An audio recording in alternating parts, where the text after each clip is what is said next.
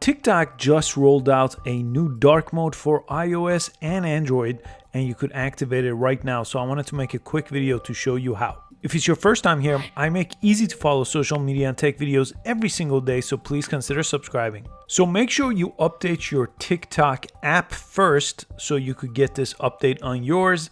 It does take a few days usually to roll out these kind of updates. And then go ahead and open the app. I want to show you exactly how to find it. It's in the same place on iOS iPhones and on Android phones. On your homepage here, I'm on just a me icon. Press the three dots on the top here, and then you should see under General here a dark mode option. Go to that, and you have light mode.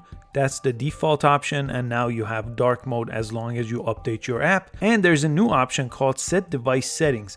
If you turn that on, depending on display and brightness settings of your phone, it will change it to light mode and dark mode. So for example, on the iPhone, if you go to the settings of the phone, you could go to display and brightness and change your entire phone to light mode and dark mode, and TikTok will read that setting on iOS or your Android phone. I hope you found this quick video useful and you could get dark mode on TikTok.